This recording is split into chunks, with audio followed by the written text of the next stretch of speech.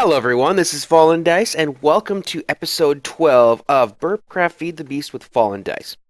I'm back today in my spawn bee area because I need supplies and stuff. Um, and I'll go over that in a little bit. One of the new cool things though is there's been an update to a lot of the Feed the Beast stuff, including this. This is from NEI. And that red X means that a mob could spawn on there. And I think that is probably the coolest thing ever. And in addition, if I cycle through here, you can see where different chunks are with all these different graphs. There's all kinds of cool little stuff you can do to kind of the chunk borders and things. I'm not sure what the red part is, but eh. The one thing I do know is that is awesome. So, anyway, just wanted to point that out. I've been busy working, and I've got old bees in there now. Well, not old. They're still cool bees. They got all the buffs and everything. But I am in full-blown beeswax production. And unfortunately, it's slow going. And the reason for that is obviously this. I threw in extra machines in here and stuff, but we're pumping out honey capsules to power our carpenters, which are creating our scented paneling. My bottleneck, though, is definitely beeswax. And I only get that from a couple bees. Forest and meadows, I get it from. Winteries, I get it from as well. So that's why I've got the older bees up there. Unfortunately, they're not producing as much as I would like. I got back stocks of pollen, back stocks of royal jelly. Wood on the server is definitely not a problem. You can see I've already got a few stacks of Alviary blocks ready. And, I'm plugging them out as fast as I can. But I've come to the realization that to at least get off the ground, I'm going to have to rip these out too. And what I may do is just put blocks in their place for now so it still fills the area. But yeah, unfortunately, I'm going to have to cannibalize. I never even finished that one. I didn't realize that. But yeah, I'm going to have to cannibalize to get my power plant at least up and running. Where are you, Bado? I miss you. I haven't seen him on the server in a few. But anyway, so also we need to make a new block as well. Because I was correct about the nether bees being able to work with the down 2 in the jungle. But what I was forgetting about was the humidity. The jungle is definitely a damp. And the nether bees require a arid. And it takes 2 to go from arid down to damp, and you can only breed in a down 1 for the humidity, which meant that they could not work in the jungle. Luckily, a Hygroregulator,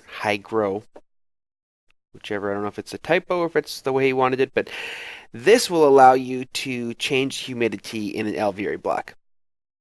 Now, I was thinking, man, that kind of bumped me out at first, because the goal of what I've been working towards was that I wasn't going to have to use any of my Minecraft power to continue to keep the bees producing, because every one of these heaters or fans was taking like 5 MJ per step that you had to take. So considering my engines were only producing 4, it was taking 1 plus part of another one, engine for each alveary. And when I was trying to run 55 alvearies, you can see how quickly the majority of my power would have been just going to keep the alvearies going, and that was about to make things difficult. I mean, I was gonna have to put in a ton more engines, and then it was actually gonna be an issue. Was I gonna produce enough lava? So I went on, I Googled, did some looking, and lucky for me, the hygroregulators don't take power; they take fluid. If you want to make it damper, you put water in. If you want to make it drier, you put lava in. Since we're producing lava, we're going to be able to do it that way. Now, that is going to require some redesign. So, first off, let's see. Hygroregulator, Hygro. It's pretty easy. It just takes 2 iron and some glass for each one of these in addition to the Alviaries. And again, Alviaries, just take an impregnated casing, which I've got a few, and actually, come to think of it, I need to probably free up space. Yep. That's another simple one. Just takes wood and seed oil. So right now, I have enough to make another couple stacks of these. And then a little more. So we'll see exactly how much of this we get. But it's kind of a long process. So what I've realized is the fact that pretty much I'm going to maybe at the most I'm going to have maybe half of the Alviaries in place at the time we really kind of get this part of our build going. And then over time I'm just going to have to continually add to it as I get more of the supplies. I can add more to it. So I mean, this is 2, 4, 6, 8, 10, 11, possibly 12 more Alviaries in addition to the 11 I have up there. So that puts me about 25 right now. And that's basically half of what I wanted in there. And this right here has been 3 solid days of producing beeswax. So I mean, we're talking, and that was with me putting frames in, coming back every half hour to 45 minutes to check on the frames and stuff. A lot of work. And in addition to that, let's go take a peek at our bees. I spent a lot of time on the bees. I actually, it's been 3 days since I did the last episode because I was in here and I was also on a little side project making some special bees for RenEvo. But I had, you can see, we got 16 apiaries here, and then 4 of them were on auto reproduce. And they were on the auto reproduce for once I got a bee that I wanted. So here is the princesses I've got so far. And we got 27, 28, 29, 33, 1, 2, 33. So I've got more than enough for the Alviaries I'll have. And when I'm ready to make more, all I got to do is 4 at a time. I just stick, well, actually more than 4 at a time. I'll fill up this whole thing with them because I got to bounce back between here and a normal biome because half of them will come up as meadows or, if you've watched my bee series, you understand how this works. But these are beautiful bees. And let me show you exactly what we ended up finally on these. So lifespan is still shorter because that's from producing, and I really don't honestly see a reason to breed in the longer for the amount of work it would take to get it there. But it's got a fast speed, which means they produce quickly. They're going to produce a lot more of our comb and glowstone. Pollen fast. If I were to be playing with tree breeding and stuff with them, that's really awesome. It helps them the mutations of the trees quicker. I bred flowers in so I don't have to use the nether warts anymore. It's got a large area that it affects. And beatific. That means these are all rejuvenation bees. So the entire border around there, whenever I walk around there, it's going to be actually healing me, which is kind of cool. And then, of course, we got the down 2 temperature variance and the humidity up and down 1 variance. So like I said, I need to just basically drop the humidity down 1 for these. And I'll have to find out how many hygroregulators it's going to take for me to do that because it goes down in percentages. So we'll find that out here shortly. And then, of course, all of our good stuff. So like I said, we got a good bee here. So let me go set something up real fast. Let's head back to the cavern and set something up to see how this is going to work, and I will be right back. Alright, so let's give this a try. So our basic design, once again, for an alviary, and I'm going to put 2 in just in case, because once again, I don't know exactly... Whoa. that out of here. I don't know exactly how many of these it's going to take for me to fully hydrate them. And the thing is block-wise, it's not going to make a huge bit of difference for me because it's still going to take the same number of alveary blocks. And why are you not? There we go. And then it goes away.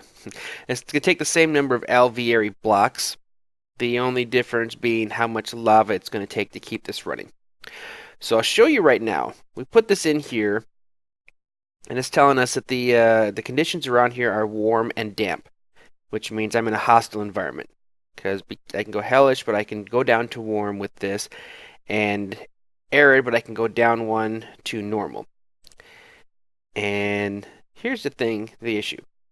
I don't know how many things of lava it's going to take for me to get from this 90% humidity. I don't know what the actual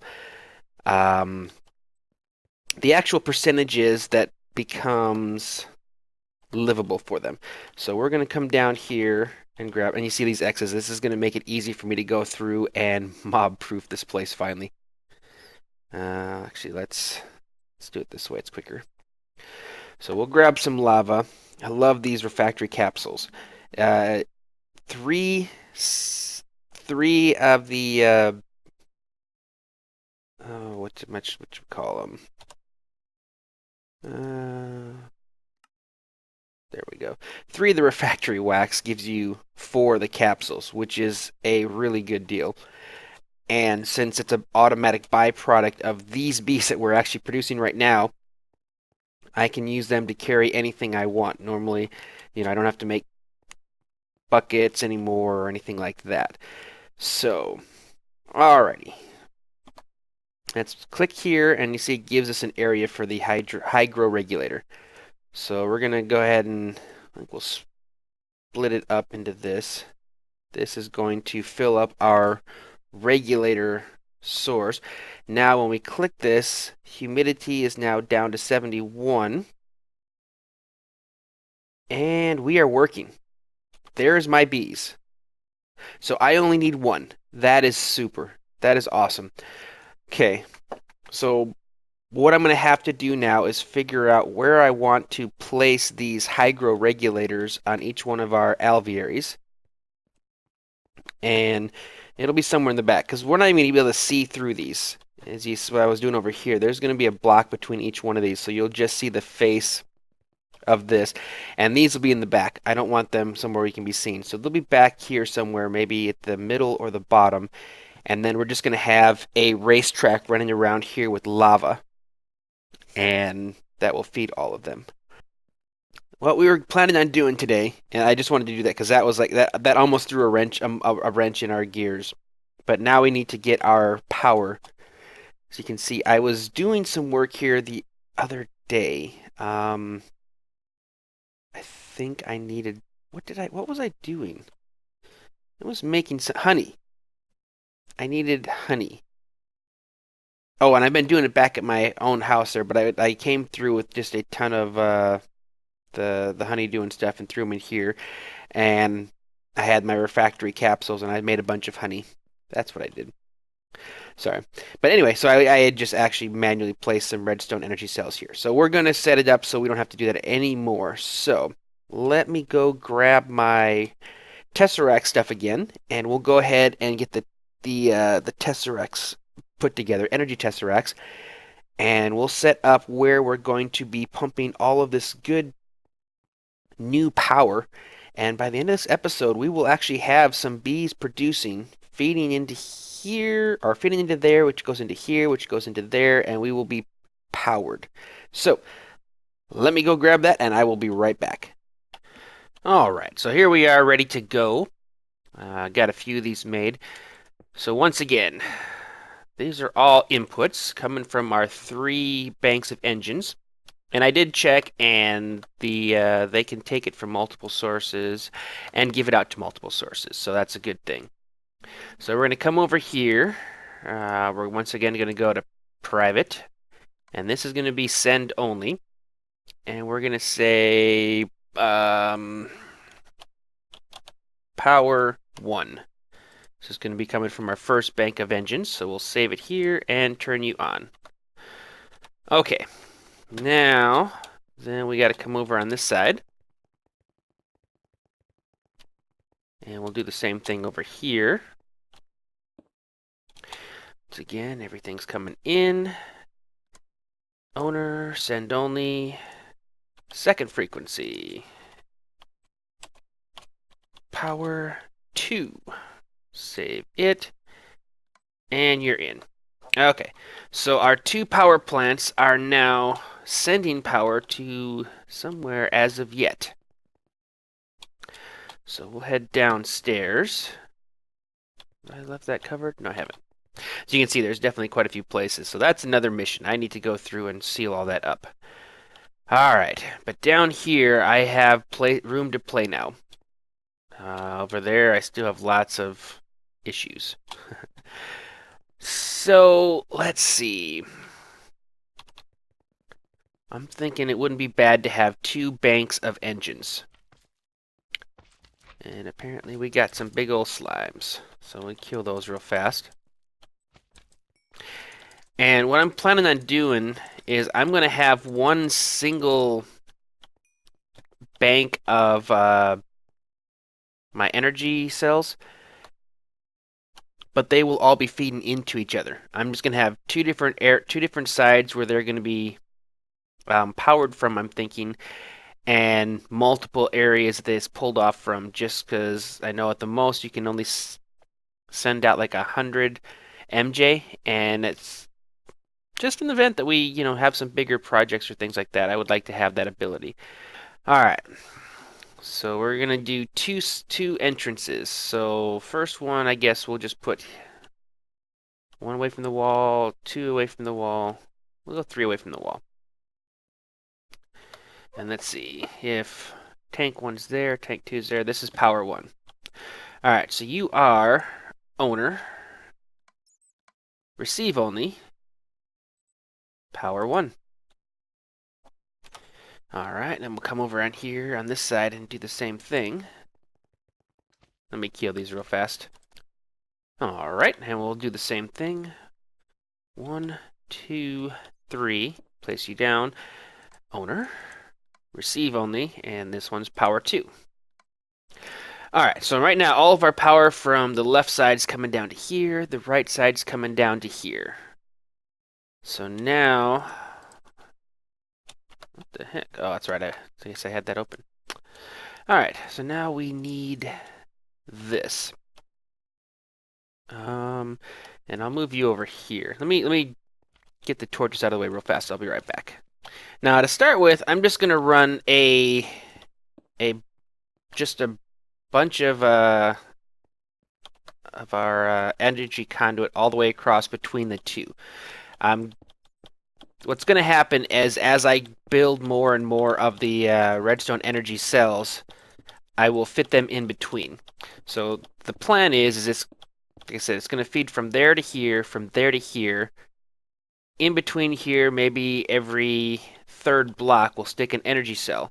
That way I can change the direction of the flow on each end of the energy cell. And then in addition to it, it's going to actually be more than 1 row deep. So in addition to this entire row of energy cell, so like I said, we'll skip 1, 2, so there's going to be 1 there, 1, 2, 3, 1, 2, 3. So every third one of these, so this will get removed and we'll put a redstone energy cell in. And then in addition, off of that is going to come another piece of conduit.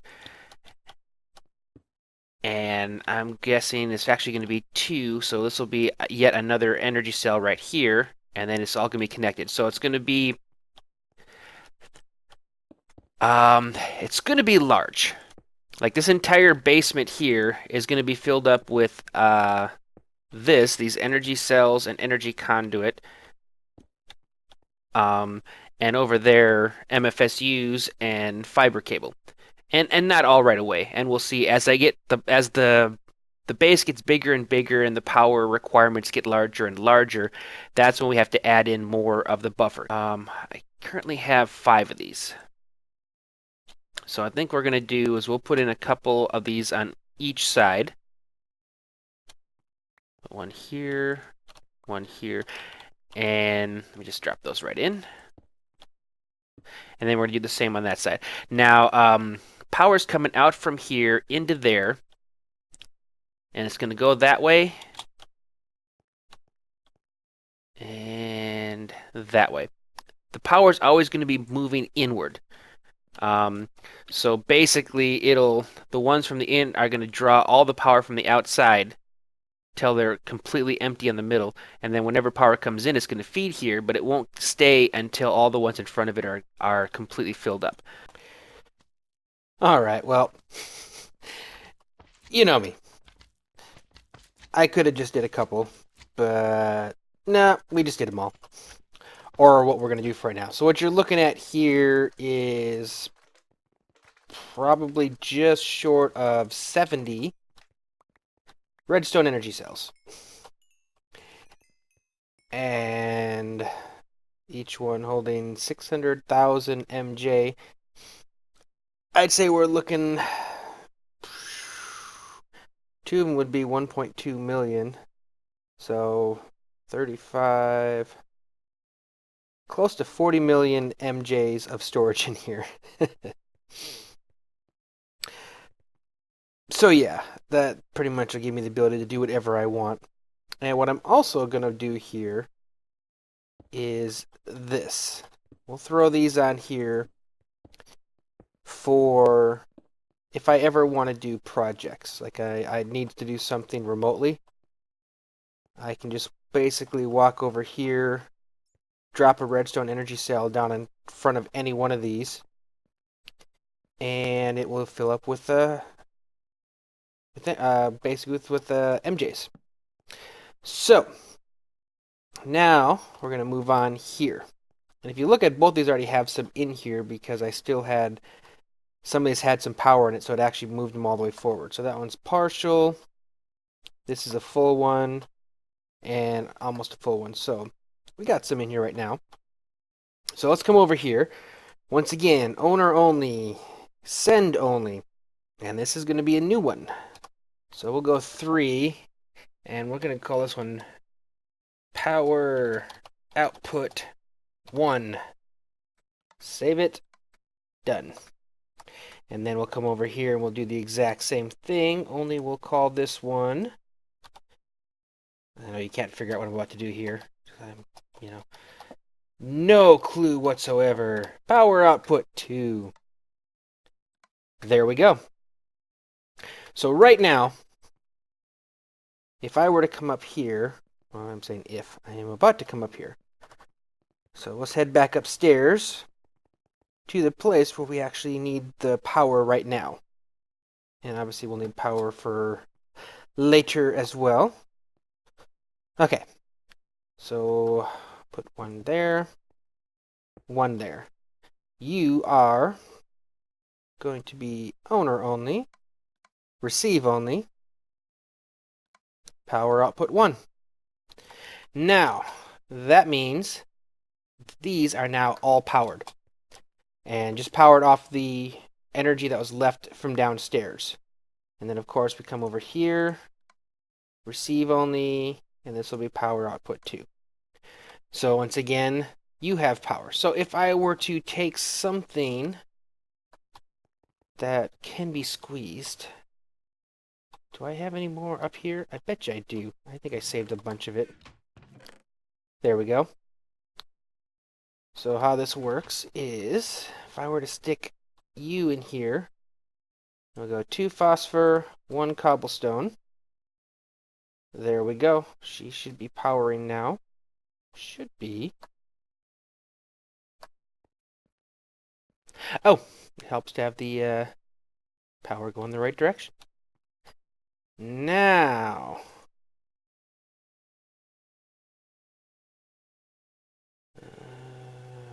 correct recipe. All right. Output 1. Receive only. Your input I have the correct recipe.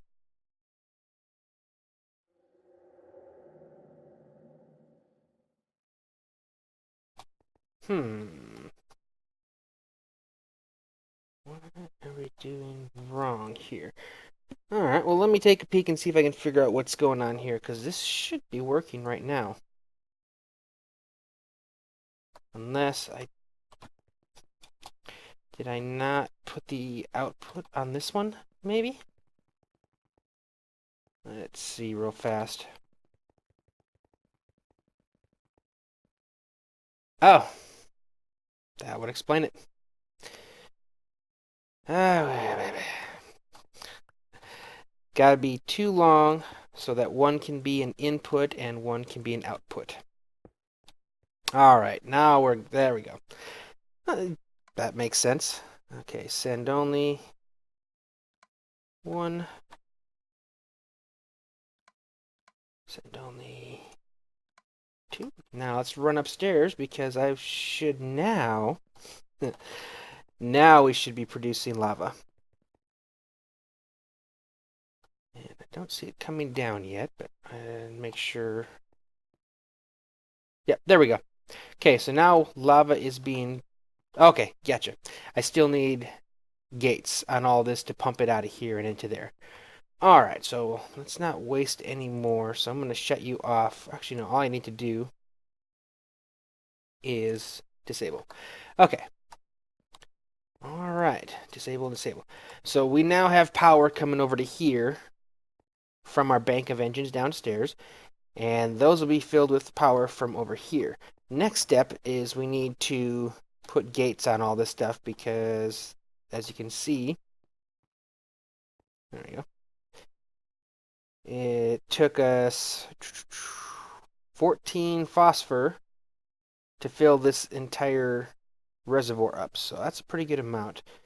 So now, no inventory space. Now, all right, let me go. This is going to take me a little while because I need to make, what was it, 2, 3, 4 times 2, 4, 6, 8, 10, 12. I need 48 Antarctic gates. So I will be back shortly. All right, so here we are. Got all of our gates set up. Now let's go ahead and flip this switch again. Or actually, we'll just turn you back on. Output 1. Okay, you're back on again. So once again, you can see it's using it. It's pumping it through. And if we go up top, we would see it pumping down. But the reason why we can't measure it is because every time it enters one of these, it just goes straight back down. Now, if we go to the bottom one, that's where we can see that it is climbing. So this is a 6 million millibucket tank, and you can see it's just filling up just like that. And this is off of one squeezer. So you can imagine once we get this all going, it'll actually fill up rather quickly. So this is now working. I need to fix all of my little holes I put in. See that one there. So anyways, now that we've got this taken care of, now we can go down and let's put our engines online. That was what at the bottom. All right, so we'll turn you on. And if we turn you on, you're filling up and should be pumping. Which means if I come up here, I'm probably going to see... Yep, there they go. And take that off. These will all start to fill. And if I were to come up underneath here and turn this, I could set this to be 1, 1. But right now, this is set as 1, 1, 1, 2, 1, 3, 1, 4, 1, 5, 1, 6. So right now, we're only sending lava to these engines here. But they are in turn sending lava over here to our tesseract, which means now when we go downstairs, we should actually see our... Oh, another one of those. I am going to have to go through here after I'm finished with this episode and redo the floor, as much of a pain as this is going to be, because I really am not happy with this. Okay, so now this one should be filling up. And there it is. And again, like I said, this is off of one of our banks of engines.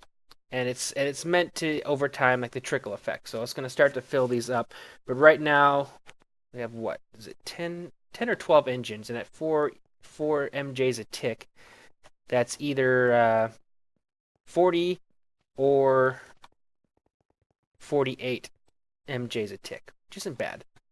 But considering those are 600,000 MJ storage devices, yeah, we're at 48. So yeah, that's going to take a while to fill all those up, but over time, eventually they will. So, working. This part yet. Haven't done, but I'm waiting till I get that part done. Right now, we're just getting the power stuff. Because I can manually go in, and I've got backstocks of phosphorus and stuff, so I can manually fill these to continue to fill up our lava tank for now and give us basically power. And I'll probably just keep these running all the way until we run out of lava, because again, we're filling up batteries, so that's not I'm not wasting it at all. Although the next thing we do need to do is these, and I left them top, didn't I? Yes, I did. All right, let's go grab those real fast. Oh, I thought I did. Oh no, I didn't. Sorry. I did put them in the chest down here. Now it's our IC2 turn.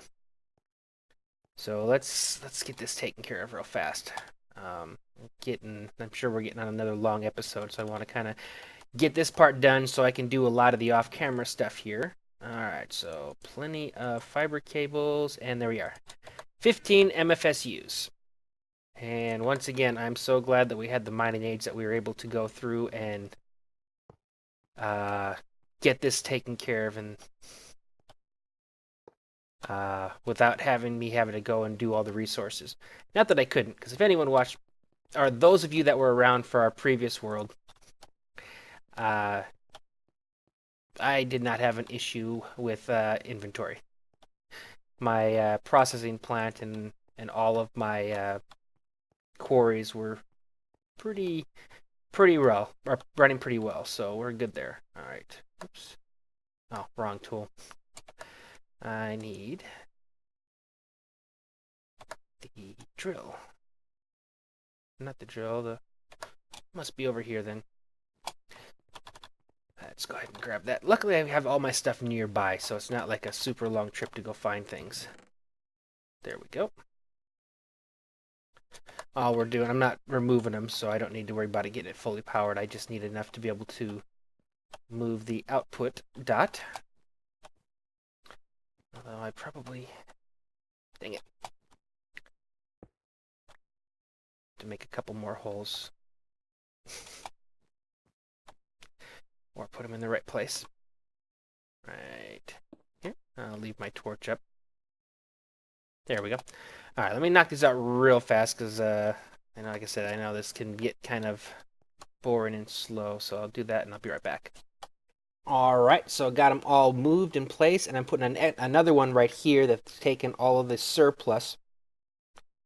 It's going to be coming into these, and then from there, actually, I don't even know if these will fill up. Now that I think about it, and you guys probably already saw this when I was talking about the original plan, it's just going to flow through here, and it won't do anything in these, I don't think, until the back ones are filled.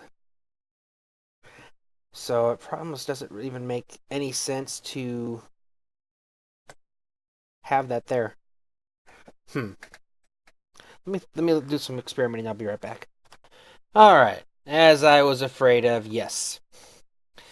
That is a pointless endeavor, which means now I need to go over here and get this thing filled up, because I am going to be needing my lossless mode. And I think should just be lossless wrench mode enabled. There we go. Alright. So let me see. How do we want to do this? I don't need him up here now, which means technically I don't need even that one in the middle. Although I do want power available up here. So what I may do is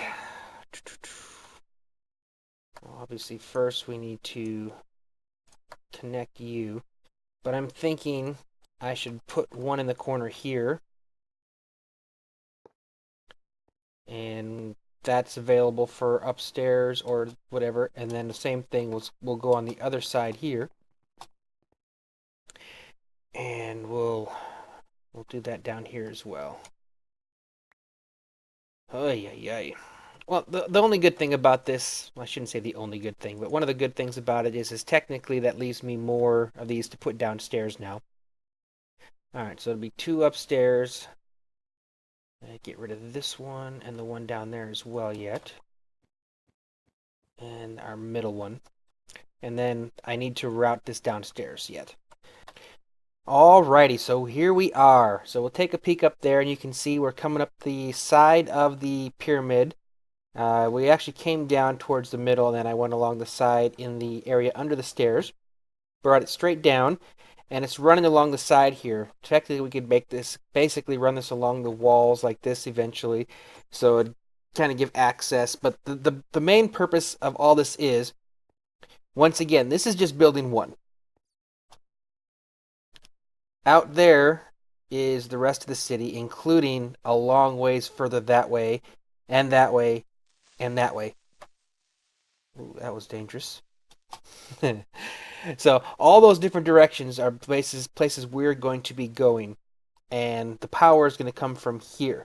So we'll be able to route all of our power underneath here, underground. So from above, you won't even have to look at it, and then it'll just come up to whatever buildings we have a MFSU underneath it, pumping straight up there, and they'll always have access to power. And the same thing is we'll be able to place these. So again, right now this is kind of overkill, but we let it continue to run. So when we were here last time, there we go. This one is now full. Come over here. This one's now getting to be half full. So just one bank of engines running, and it's slowly filling it up. So this one will get filled, and then the next one will be this one, this one, this one, and all down the line. Once the entire bank here is filled, then I can come over here and maybe open up a couple of these ones to fill the sides here. Because the thing is, I don't want to waste energy. So eventually these will all be filled. And I'll probably turn off like this here, because like we don't want them all feeding in all the time, because that's when I was getting that big bit of lag. So I think we'll probably have it set up so this main straight line will be our normal power range. Maybe we'll do 2, because the reason why we want to do that is because in this way it's only able to draw from the one. But however, if we have 2 of these open, this one here can draw from that row and from this row, and it'll speed up how fast that we can output power. Although, because although technically once it gets to here, we're still going to be capped at our output of 100, which actually I'm going to have to go through all of these and up that to 100, because right now they're still stuck at 50. And with I only pumping out 50 right now, it's not a big issue, but once I start putting more of these in place, I'll need to be able to up the amount that can move through these. So anyway, power is in place. Now the next major hurdle is going to be bees. And you're stopped right now because I only had put in my phosphorus into one single squeezer. But yeah, that's our next thing. We got to start building our apiaries, routing lava from there into these to make it so our bees can produce. And then the same way, setting up these to be automated. So we'll have to set up apiaries, pipes, and everything. So when the queen dies, it'll pump everything out of here. The bees will get put back inside of here. Eventually, we'll run out of room, and then they'll just be destroyed because I only need so many drones. But yeah, the items will all move. The princess will come back in with another drone. It'll keep these producing, send all of our items. The phosphorus will go over into here to get turned into lava. The glowstone, and yes, we are going to get a lot of glowstone, will go somewhere else. So we'll have stocks and stocks of glowstone, and eventually I may just have to destroy that as well. But yeah, so that is an episode here. So hope you guys enjoyed this. I know this may seem like it started to drag on, but there's just so much work here, and I really didn't want to just kind of finish it all and then show it to you guys and say, hey, here it is. It's part of what I missed doing was I used to do those technical things. I used to construct these cool you know creations, and this is just the creation that's going to allow me to do all my other stuff. Because, like I said, everything needs power. So, thank you for watching. I hope you guys enjoyed this, and I will see you next time.